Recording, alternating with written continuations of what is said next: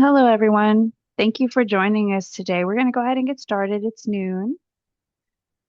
Today is Tuesday, August 11th. I can't believe that. And this is our seventh session of our fifth series of pediatric mental health tele-echo program for PPCL. I'm Jody Strother. I am the coordinator for the echo sessions. I am also the program manager for the provider to provider consultation line, and we are the agency that hosts these trainings. So we're glad you're here today. Just going to go over a few things. This is our agenda. We're going to do our best to stick to it. We do not have a case presentation today. So if anyone does have a case they'd like to talk about, just put it in the chat. So we'll come back to you after our didactic. Um, as some of you that have attended when we've had case discussions, it does not need to be a lined up with the didactic. It could be on any topic. We have a virtual room full of experts that can help you with some suggestions or ideas. So please don't hesitate to bring any case that you might have forward, and we can discuss it as a group and maybe help come up with some suggestions for you.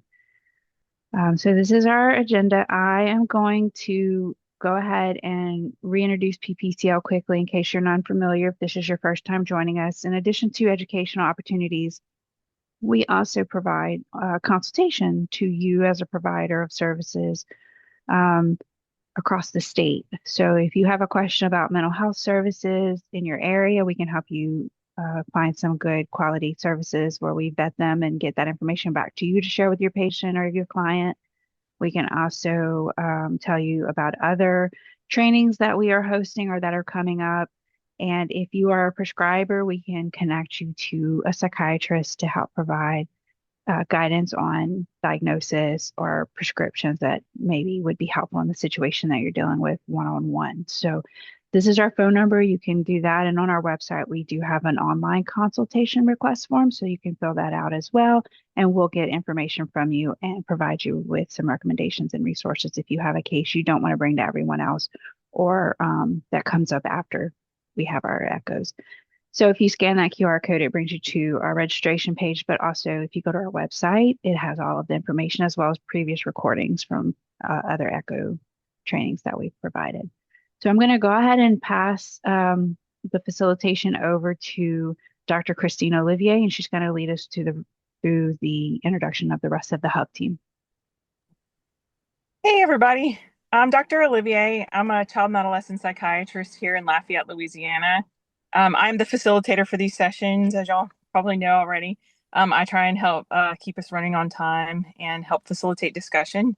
On each of these sessions, there will be a multidisciplinary team called the Hub Team. I'm representing psychiatry on this team. We have social workers, nursing represented, and pediatrics. You met Jody, who represents social work for us, and there's also Lena on the call. Lena, you want to introduce yourself? Sure. Thanks, Doc. Hi, everybody. My name is Lena Riggett. I'm one of the mental health specialists for PPCL and also helping out behind the scenes for the Echo. Happy to be here. Thank you, Lena. And we also have Ashley Hutchins. You want to introduce yourself? Hi, everybody. I'm Ashley Hutchins. I'm a psychiatric nurse practitioner here in Lafayette, Louisiana at Blue Mental Health. Thanks, Ashley. And then we also have Dr. Queen. I didn't see her on the call a second ago. Is Dr. Queen on? I don't believe so. Not yet. Okay. Sorry, I'm not on my regular desktop, so it's hard for me to see. But she'll probably join us in a little bit. She's our pediatrician on our hub team. But I'm going to go ahead and turn over the reins to Monette David, who's presenting today on sexual health or sexual development. Yes, thank you all so much for being here and for having me. I really appreciate the opportunity. I'm Monet David, licensed professional counselor, ADHD certified clinical services provider. I have been practicing for about 10 years now across different landscapes of mental health. So doing in-home FFT, doing assessments, doing consultations, and now I've been in private practice for the last 5 years. I was working with children initially upon graduation from my master's program. Now I just work with adults, but That's where this presentation really came from, because I was getting questions from parents and caregivers about sexual behaviors in childhood, and meeting a lot of panic, worry, concern, and realizing I didn't really have the answers upon graduation. There's so much breadth and depth in counseling that we can't touch on everything. So I went to find the answers for myself. So childhood sexual behaviors, it feels really important. This is a much larger presentation that I've condensed for everybody. But the goal for today is to educate people on how do we evaluate childhood and adolescent sexual behaviors across the spectrum from normal to abnormal, and how to address them therapeutically. So it's an invitation to move away from this idea of childhood innocence. And what I posit in the presentation is the opposite or the antithesis of childhood innocence is childhood justice. So understanding that to be human is to be sexual. And there are normal and anticipated sexual behaviors in children. And it's really our job to just make sure it's within the normal range to respond in a really healthy, productive way when we do witness those behaviors. And then when to know when it's outside of a normal range and how to respond in a healthy, supportive way. I believe slide 2. Yes, perfect. And we can move on to the next one. What are we, if not great professionals, when we consider the multicultural lens when it comes to the idea of sexual behavior in children? I'd be reticent not to address this topic with everybody. There is this researched phenomenon of adultification, particularly with our Black and Brown, our children of color. There is a bias that exists. And so I want to point out that Black children are frequently subjected to adultification. So it's a clinical phenomenon that strips away the normal considerations of childhood when we are evaluating behavior. We always want to be really considerate of that. The perception threshold. So adults consistently view Black girls as less innocent and more adult-like than white girls of the exact same age, particularly between the ages of 5 and 14. Black boys are also perceived as older and more likely to be guilty in people's opinion, starting as young as age 10. So I really love to cite the work, the research of the image, Girlhood Interrupted. It's available as a free PDF, and it just looks at stats around this phenomenon. And it feels really important in the context of sexual behavior that often we are approaching with a biased lens of there's more intent there than there actually is for a child. And so when we are working with children, looking at the fuller context and taking into consideration the intersection of not only age, but gender, race, ethnicity, being really cognizant of those influences. So it's also worth acknowledging physical maturation versus intent when it comes to looking at the intersection of race. So on average, Black girls mature physically at a faster rate than white girls, and clinicians must actively fight the pervasive cultural stereotype of Black youth as hypersexualized, and refrain from treating normal childlike curiosity as willful adult behavior.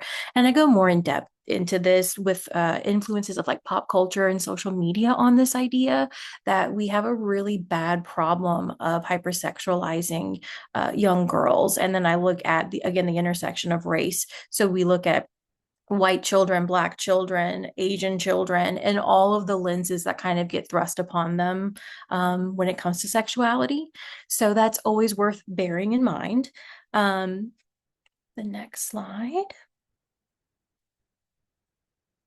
So this is kind of the baseline with which I invite people to look at childhood sexual behaviors. I really enjoy and appreciate the work of T.C. Johnson, who has since retired, but was working in mental health in this particular subject for over 35 years. And so what Johnson proposes is a grouping. And so we're looking at a helpful framework when a disclosure is made, when a worried caregiver or parent approaches us, where would this behavior necessarily fall? And so we have group one, which is natural and healthy behaviors. They're developmentally information gathering behaviors. So I always default to the idea of like playing doctor with one another when children are observed doing that. It occurs voluntarily between children who are similar in age, similar in size, and similar in developmental status as well. And it leaves no psychological footprint of deep shame, fear, or anxiety. So we're assessing a lot of context. I love to emphasize the idea of context in regards to assessing situations like this, assessing behavior. Context is so crucial. We have group two, which is a sexually reactive behavior that's being exhibited, and that's frequent, high visible behaviors driven by a history of perhaps sexual abuse, exposure to sexual materials like pornography, or they may exist in a sexually charged household environment. These behaviors are wrapped in intense feelings of anxiety, guilt, and shame. So again, assessing sort of how the child is experiencing the situation, and looking further into the ecosystem, the environment that they live in. Group three is extensive mutual sexual behaviors. And so this is observed in children who have been severely harmed, hurt, or abandoned by their caregivers. And so you can kind of expect that it may be highly prevalent in foster care homes or the foster care system. Sexuality is viewed in a matter-of-fact way and misused as a primary vehicle to forge human connection. So again, really looking at what are the behaviors aiming to do? What is the function of the behavior with the children? And then group four, which is the, I don't want to phrase that, the smallest group of children is children who molest. So behaviors where a child actively links sexuality with aggression. So there's the use of coercion, there's the use of threats, of force, and there's a lack of empathy on the child who is initiating the behaviors. So again, a framework of where could this possibly fall, what's being disclosed to me, and what is the context of the behavior. Okay, so next slide, we look at a matrix of age, of behavior, and where it could possibly fall. And this feels really helpful to kind of look at examples that may be shared with you as a professional. So when we're looking at preschool children, group one, normal healthy behavior, we have a child who is touching or rubbing their own genitals during diapering.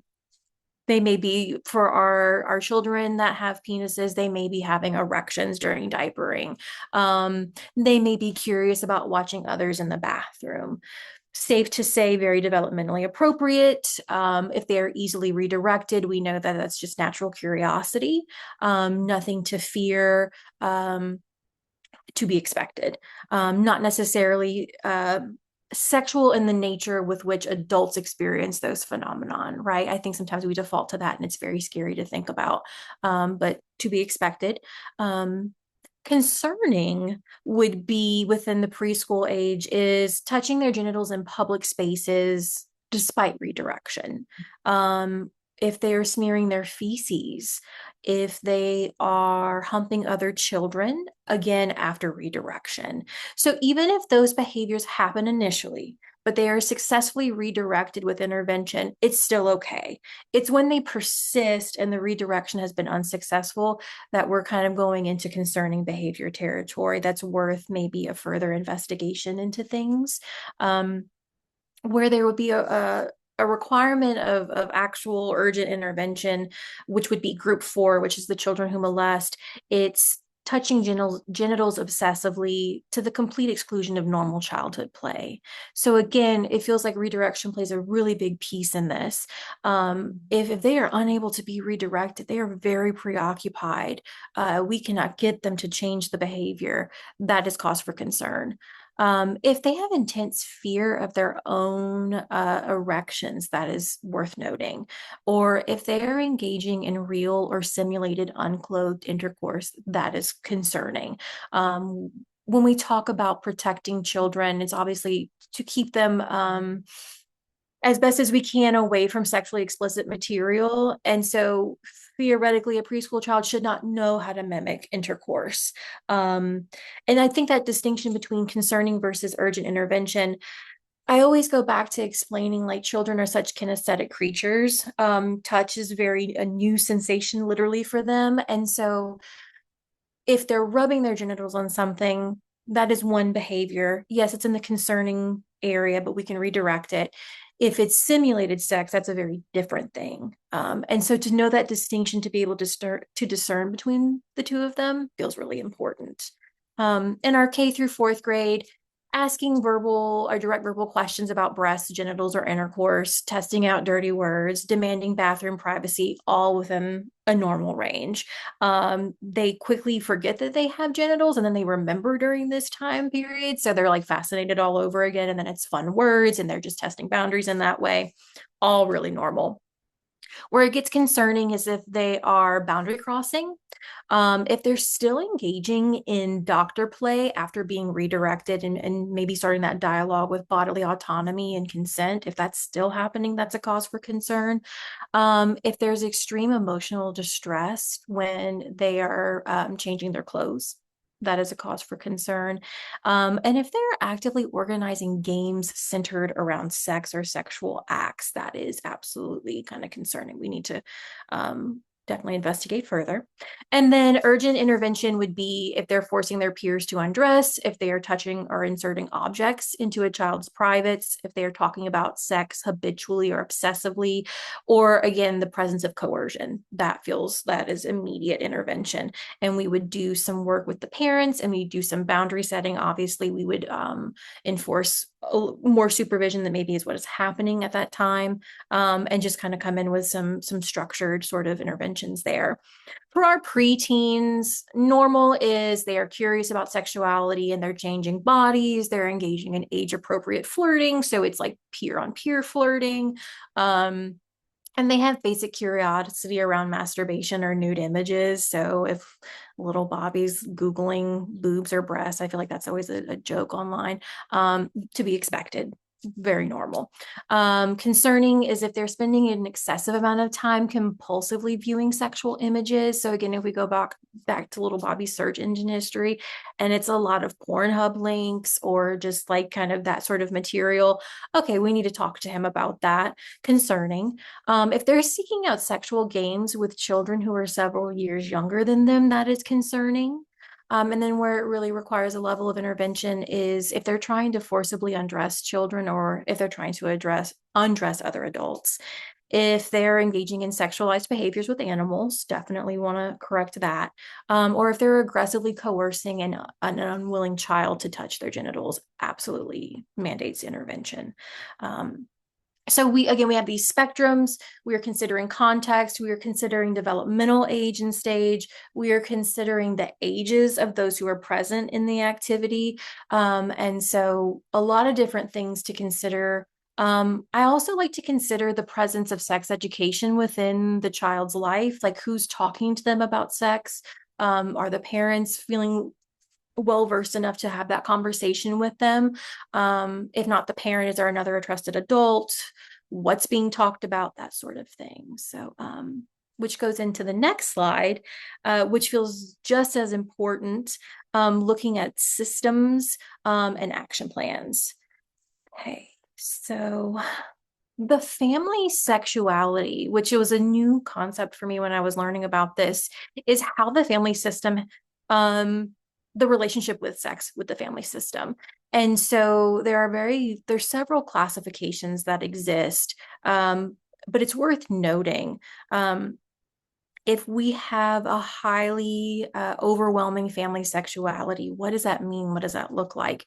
So that can look like systemic boundary blurring. So that includes chronic co-sleeping, co-bathing, total family nudity, open opportunities for the child to witness adult media and adult intercourse. So it's like most of them as an isolated incident, not the end of the world.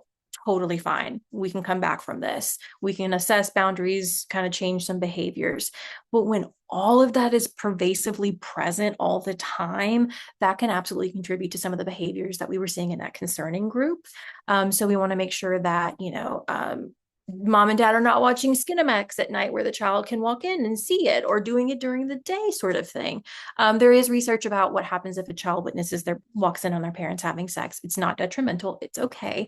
Where it becomes pathological is if the parents aren't doing enough work to kind of have some physical boundaries in place and the child keeps catching them having sex. So again, that discernment of like, are the physical boundaries good in the home? How is sex being talked about?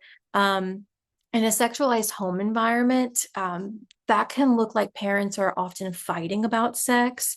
There's sexual jealousy that's being expressed in front of the children. Perhaps there's overt sexual language and gestures being utilized by the adults in the home. Parents could be acting out sexually. Maybe they're struggling with addiction, and so they aren't able to maintain physical and sexual boundaries in the way that they would optimally like to. In these homes, sex is frequently paired with aggression, or it's used as a commodity. I always like to talk about, I don't know if like's the right word, but when I first started out doing in-home, arrived to a home, young child, should have been in school, probably was suspended, and noticed a new group of women hanging out outside down the road. And I was like, they're not normally here. What's going on? That kid clocked it. Like, oh, she's a prostitute. She's having sex for money. And I was like, oh, okay. So we would say that child lived in a highly sexual neighborhood environment. He knew exactly what was going on. Clearly it was very normalized by his response. And that felt like very useful information to know about, because it was sex as a commodity in that instance. And then we also want to be aware of emotional incest. So when contexts where a parent unconsciously utilizes the child to fulfill the role of an adult substitute partner, which can happen, the child is forced to hold the parent's adult emotional problems. That can look like sleeping in the bed with the parent. And then they abruptly maybe get displaced when the parent finally does get an age-appropriate partner. So just kind of being mindful of the dynamic that does exist between the child and the parent, letting the parent know that sometimes certain things shouldn't be shared with the child. It's not appropriate to do that. All of these things definitely have an influence on the child's behavior. Let's see. Okay, next slide. Language in the context of addressing this as a professional feels really important. Particularly when we're dealing with like groups 1 through 3, where perhaps it's an indication of natural curiosity, of a response to trauma, so that connection seeking, what we would see maybe in the foster care system, where sex is a vehicle for connection, or some concerning behaviors. I really like to move away from the idea of calling a child a perpetrator or a predator. Very rarely are they acting in that way, and that language feels incredibly loaded. And I think most of us can attest to that. If it's being disclosed to us, there's probably a lot of anxiety from the adult who's disclosing it. And so we want to be so mindful of the word choice. So I use the term initiator, so the child who maybe started the activity.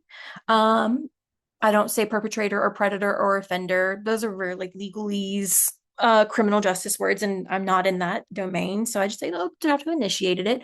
And then immediately engage in family safety planning. So we want rigorous adult supervision at all times. So let's work on that. Who are trusted adults that can come and supervise mom, dad, if you're working. No bed sharing policy. So everybody's going to have their own space. They're going to have their own privacy. Boundaries around bathroom privacy and privacy around personal hygiene. So no more communal baths. I understand it's much easier when you got a lot of kids, but we're just going to go ahead and start doing that individually. We're going to start monitoring digital media use just to make sure that they're not getting influenced or looking at things that maybe are not age appropriate. And we're going to ask the adults to practice modesty. So mom and dad, we need to start changing behind a closed door just to really like model that behavior, not stoke any additional curiosity. So yeah. And then as far as for clinicians, the question immediately becomes, do I report? And it's such a gray area. for child on child incidents, DCFS is meant for adult on child incidents, right? And so there is this like, do I not? Do I suspect the child on child incident maybe came from a situation where the child was a victim of an adult? Do I report it? I always default to the 3-peer consultation rule. Go to your peers, get their clinical impressions of it, see if they would make that report. It's so complex and clinically nuanced because I know this system is so overburdened to begin with.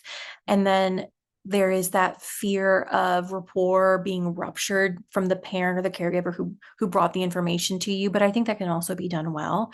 And so I coach clinicians on, how do we share this information with the parent or caregiver? Okay, I have to report this. This is how I'm going to report it. This is what I'm going to report. This is what you can expect next. You can use my office as the place where the DCFS investigator comes and takes your information. I'm happy to sit there with you to do that. So just kind of letting them know, like, thank you for sharing. We're going to put things in place. One of the things we may have to do is report. I will be there with you the entire way throughout the reporting or investigation process. I'm being very transparent. This is all in an effort to get you and your child in a safer sort of environment. Okay. And then I really love to promote the idea of healthy sexuality. So holistically looking at what does it take to be a healthy human being? And so, and the intersection of that and sexuality, we want, productive, healthy communication. We want healthy and safe relationships. We want a child who has self-esteem and self-worth, who has sex education, that knows that their body is their own and that only certain people are allowed to touch it, kind of having that education around it, instilling the idea of values and values in particular with regards to sexuality. And so parents sort of sharing their values and instilling that in their children, body integrity and protection. So again, understanding the idea of privacy, of consent, bodily autonomy, and also intersection of spirituality within the family system. What are the spiritual values that go with that too, to really strengthen decision making so the child can really grow and learn and understand what they're about and how that sort of manifests in protecting themselves against any sort of negative sexual behaviors. I think one more. So the biggest takeaway is context is everything. We always want to ask a lot of questions, and it's not that we're investigators, but it's more about, tell me more. Well, who was there? What happened? How did you address it? Did you address it at all? That kind of thing. By mapping behaviors accurately against that matrix that we looked at the beginning of the presentation, identifying any sort of biases that may exist, and correcting the home environment, it goes from being a potential crisis to being like a healthy, protective environment for kids. And ultimately, I think that aligns with the idea of like childhood justice, that kids deserve to feel safe. They deserve to express themselves. And it's just our job to make sure they understand how to safely express themselves.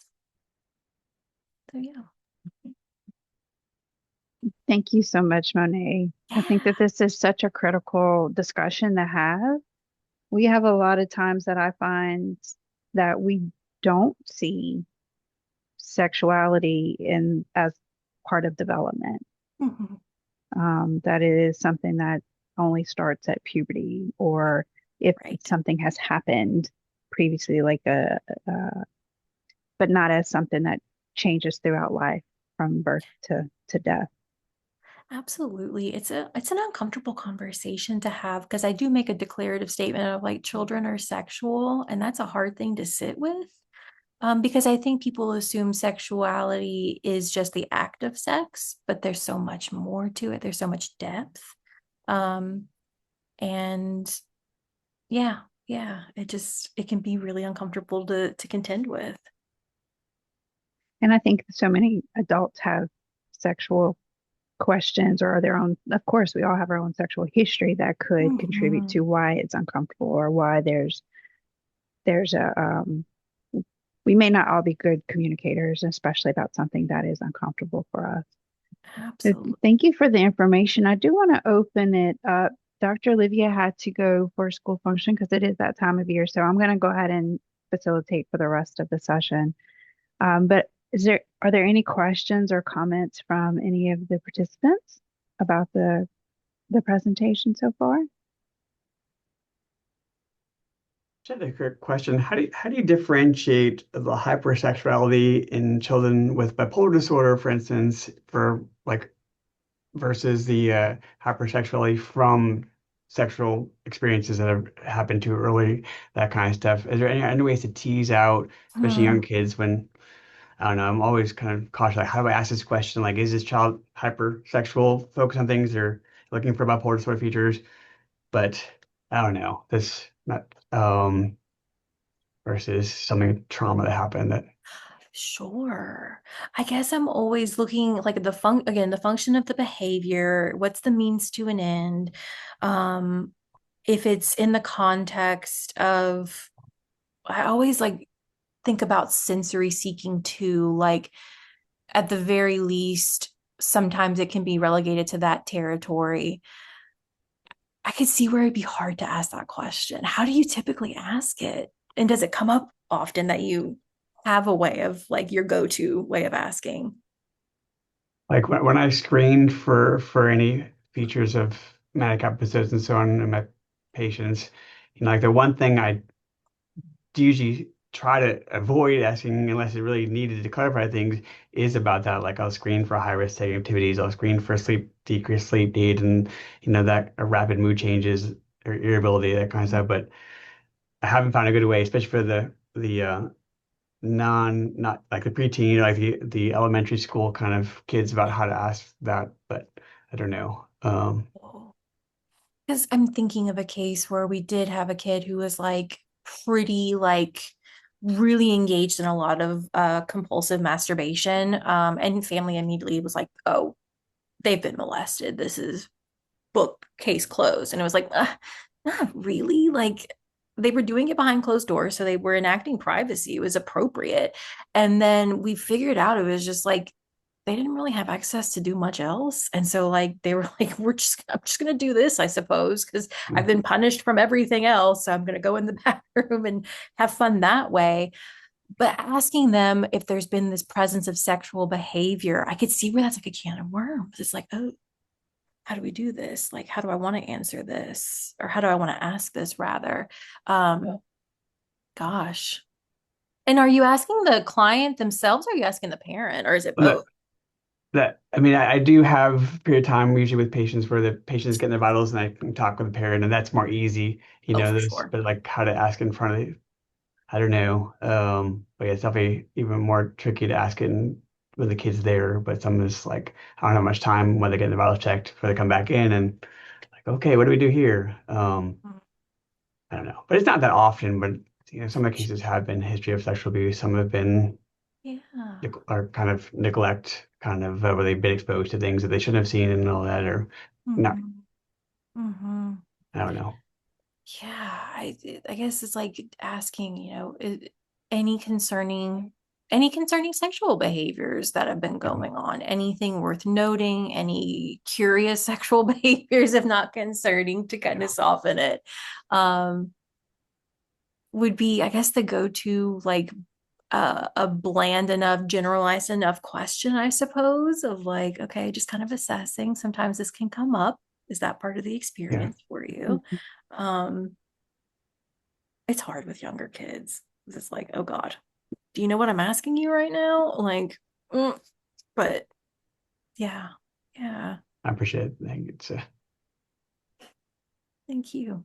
That's a great question. It does happen where you don't want to insult anyone, or you also don't want to feel like Right. you're introducing something to someone if that's not the experience. But framing it, like Monet suggested, like framing it in just like in safety or in other observations that you're trying to look for risk factors. And that is one of them.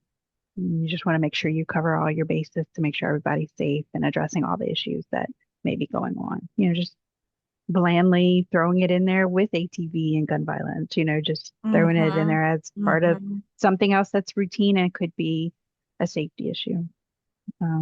It's a good way that I've tried to do it. We do have another question in the chat. Do you have any tricks to help for kids with autism who are self-stimulating? I had a patient who was humping the ground at daycare often. Oh my This is from gosh. a pediatrician. Yes, I've seen that myself as well. And it's like, again, they're stimming in the way that they know how. I always say like the Indiana Jones method of like grabbing the item and then quickly replacing it with something else. So obviously like trying to find another sort of stimming activity or I don't know if activity is the right word, but like another stimming behavior that is more publicly appropriate, depending on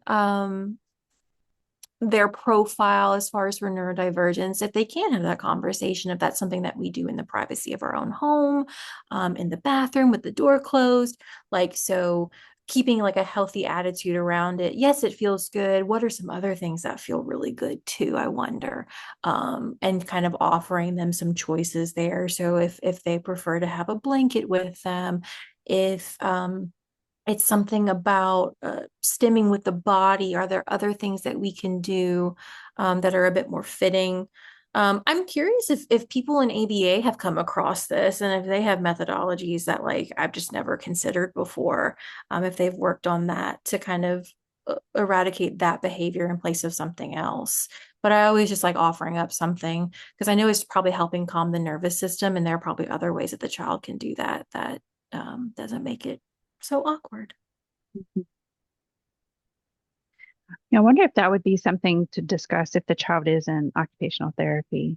Yeah. That might be a source of some solutions or some I love options. a team approach. Like, Right. share your secrets with me, OT, share your Mhm. secrets with me, Mhm. ABA person. Like, let's get, as many people who care about this child kind of problem solving so they feel supported. For me, it's just kind of latching onto that idea of like, I understand why you're doing it. There's nothing wrong with doing that. It's just sometimes we don't want to do that in front of other people. The same reason we don't use the restroom in front of other people, right? Like just kind of maintaining privacy. And again, just normalizing it, like a quick redirect if possible. But if not, then kind of some more intense interventions that would just offer up a different sort of stimming behavior.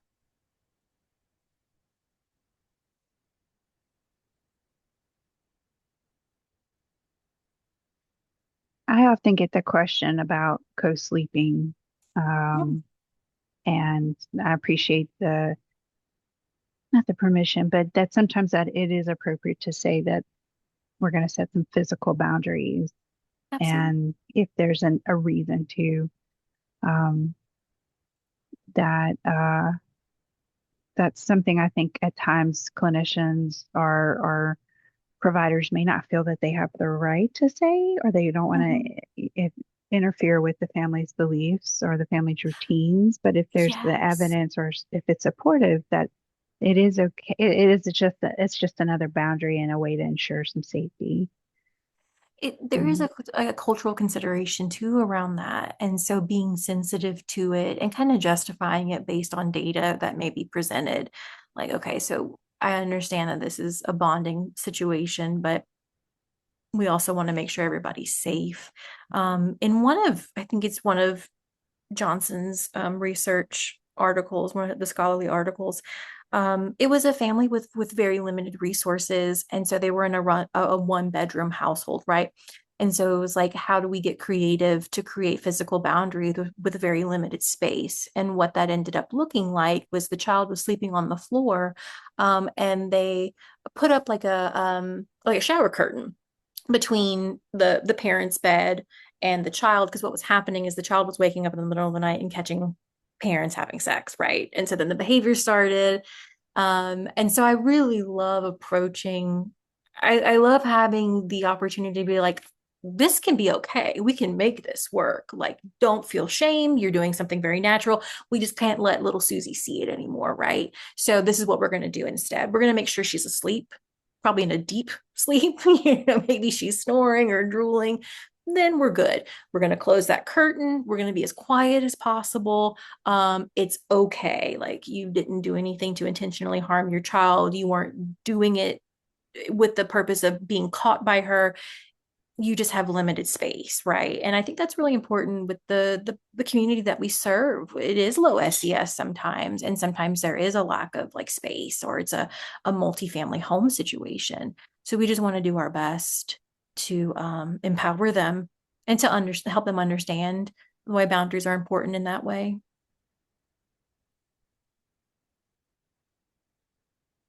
Has anyone had, I'm sorry, go ahead. I was going to ask if That's anyone okay. had any input. I was just going to encourage anybody that's worried about how to address co-sleeping, that we can even assert that we're going to get better sleep. You know, if there's an option to sleep separately, that is a better night's rest.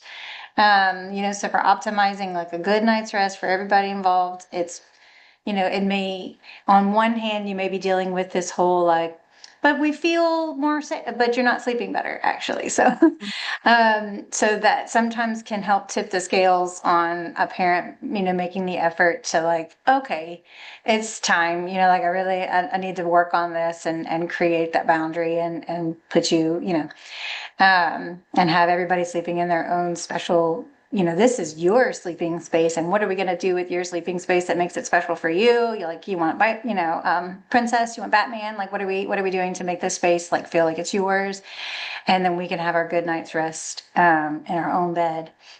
And you know, I don't know about you guys, but it's nice if the parent's bedroom has a lock on the door, you know, so that we are creating the another boundary of like, you can just walk in. But I think the you know, I knock on your door before I come in, right? And that's, you know, we're going to create some of those privacy rules. Um, I do sometimes have to say things like, but I am coming in, you know, like for parents, you know, like that. Yes, we're have privacy in the bathroom or the bedroom, but also you don't lock. So sometimes that double standard there does get a little tricky, but I'm like, you don't lock your door because mama's coming in. If I'm concerned, right? What if you fall? What if you're hurt? I need to be able to come in, right? Right. So, but yeah, so I've definitely had to convince a number of co-sleepers out of that. And I had a parent once, I don't know if it was one of these lectures, from the Louisiana Health Department, sort of giving me a little bit of more encouragement. Like, we just follow car seat rules, right? Like, that's just the rule. Like, you're safer in your seat. How about we be safer sleeping and better sleeping in our own space? So, hope that language can help anybody who's struggling with the sleeping situation. One of the more serious child on child things that I ever was, the pediatrician, hearing about was an older sibling and a younger, and I chalked it up to some curiosity that got out of hand, and there was so much shame there. You know, all the everybody called, and the lawyers and the judging and all the things, and I was like, oh boy. And so, you know, I knew these kiddos really well, and I was like, I don't think either one of you were trying to hurt each other. And I really think that now we just need to have these better boundaries, you know, with co-sleeping situation. Like, that's not where we're sleeping anymore. And we're going to do lots more supervision. I also have had autistic children involved either as the initiator or the receiver of some unwanted sexual or from the other party, unwanted. And it's so hard with the kiddos that are neurodivergent to be able to have those conversations and to redirect. I always encourage parents. I'm like, look, this is just not a kid that's going to play. We need to supervise. They don't need to be alone with other children as much as possible. We need them playing in spaces where people are. And we just have to level up that supervision piece. Like, it wouldn't have gotten there if you guys had been in the room. And so, I've had to do that. Those conversations can get rather awkward too, because it's often a cousin or another sibling that's involved and has no idea what's happening, and the other one is super curious. And so, but yeah, that I'm glad that we're discussing like what is still normal. I can't tell you how many awkward conversations a parent will be like, oh my gosh, I caught my kid, doing this humping behavior or touching behavior, and they are just so mortified to have this discussion. Like it's so dramatic, it's so emotional, and I think it's super reassuring, right? If a professional is like, oh, that's fine. Like, yeah, we're just going to redirect that and not like just get them busy doing something else. and like, it just really helps the parents to feel like they didn't miss something or mess something up, or like there's something really deviantly wrong with their child. And I really do appreciate that you are acknowledging that there's a spiritual, like, to a lot of families, this is like very like that there's rules, in some family cultures. And I recognize my own bias, because I feel like sometimes in other cultures there's a lot of music and the dress and that is more sexualized, and I find that it shocks me, because that's not what I listen to or what I'm watching or what I'm dressing, and so I can understand that there's that link, and they don't mean it that way maybe, but that we have to call some attention to. Okay, but Jerry, listen, like what kind of music are we listening to? At home, and what are we watching? What are the big kids watching? What are you guys watching that the little kids are like, oh, and a lot of times that is unaccounted for, and little Susie wants to dress like mom, and sometimes that is it complicates things in the picture of like trying to keep everybody safe. And anyway, so thank you for your presentation. I wasn't sure how this is all going to go down, but I think you did a great job. Thank you so much. I appreciate that. And you hit on a lot of points. Like I said, this is originally a 3.5 hour presentation. And so we get into the nitty-gritty of it. And I have a sociology background, so I really love to know about the historical context of things. And one of the things you said was it reminded me, we do get into the phenomenon of the satanic panic of the late 80s. And I'm curious if we'll ever outgrow that, because so much from that phenomenon really, I think, instilled a sense of fear in a lot of parents that there are other adults out there that intend ill will towards my child. And like we talk about the recovered memory sort of thing and how that became debunked. And just this, like the cultural influences on all of this. And so parents arrive really scared and like, oh my God, something terrible has really happened to my child. And as you said, like we get to say, oh no, this is totally normal, given whatever the example is, and it's okay. And so it's interesting to see cultural ideals and attitudes around sex and how that influences this particular sort of scenario. And so it's just really fascinating to kind of keep up with people and just see what people how they're feeling. But yeah, kids deserve to feel safe and supported. So. And I think the first slide about we view the behavior through the lens of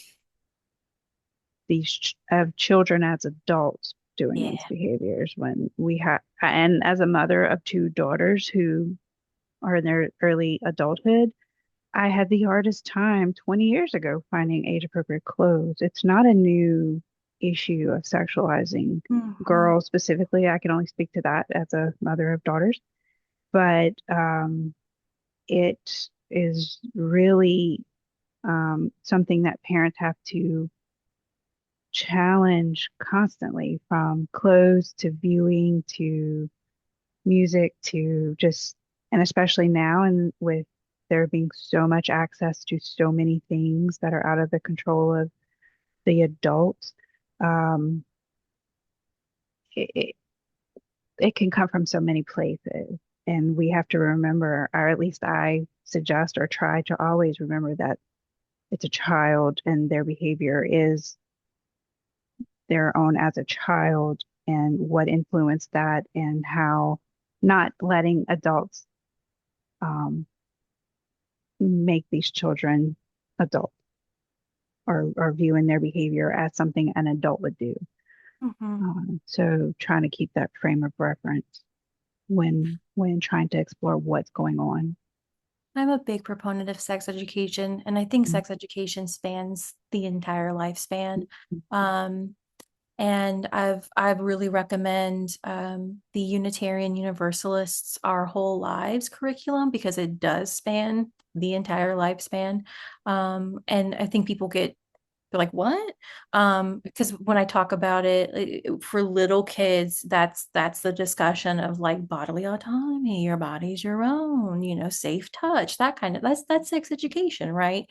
And then kind of as they develop, I think the curriculum does a really good job of it. And I think they're in the middle of like restructuring the whole thing, but there's just an abundance of resources out there now that are by professionals for parents. And so I feel like we're incredibly lucky to be able to have like access that.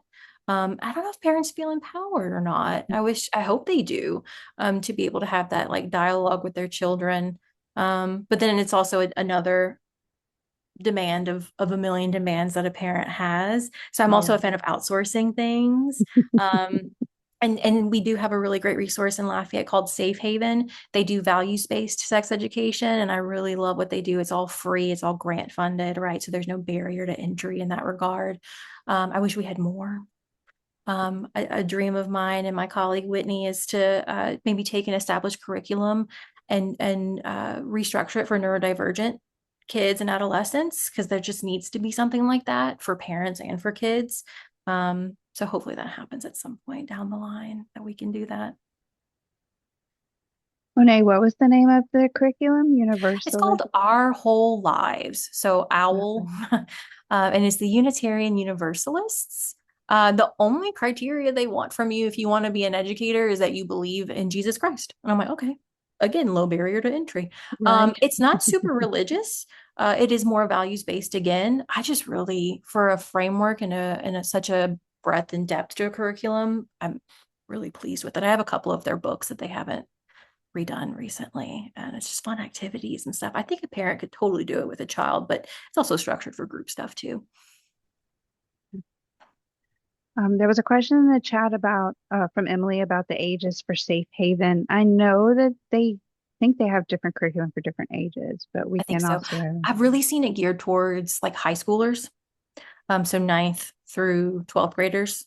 They may be expanding. Again, it's grant based, so I think it's wherever they have access and they write a grant for it. Yeah. They're phenomenal. It's not corny. They call them throwdowns. It seems very approachable. It seems like they get the buy-in from the kids, which is a miracle. Yeah. Okay. Well, Monet, thank you so much for thank your y'all. expertise and for entertaining our questions. And we appreciate you taking a challenging subject and making it very universally applicable to any work that any of us are doing. So we'll go ahead and send out those links for the suggestions that we discussed, as well as the slides, so that everybody will have access to them. And just want to ask everyone, if you do have a case presentation, to please let us know about it. We would love to talk about some specific cases and have some discussion for our next session, which is going to be Tuesday, September 8th. And the focus is going to be disruptive mood dysregulation disorder. And Dr. Daniel Waldman, who is a pediatric psychiatrist with PPCL, is going to present. So what we're going to do, Lena's already put the survey link into the chat. If you go ahead and give us your feedback, that'll help us plan for future sessions, but also let us know how you feel the session went. And once you complete that survey, you will get a certificate for continuing education. If you don't need a certificate for continuation, we ask that you please go ahead and still fill it out just to get your feedback, because we do plan on offering another series next year, and we'd love to know about what you like about the way the current structure is, what we need to change, and also topics that you might be interested in learning about. This will be our sixth session, so we always love feedback because we've kind of covered a lot of topics. So we'd like to hear back from everybody. But thank you all for attending. Thank you, Monet, for your time. And thanks for everyone that presented a question. We'll stay on for a few moments if there's any additional questions, but we look forward to seeing everybody in September. So thank you and have a good rest of your day. Bye.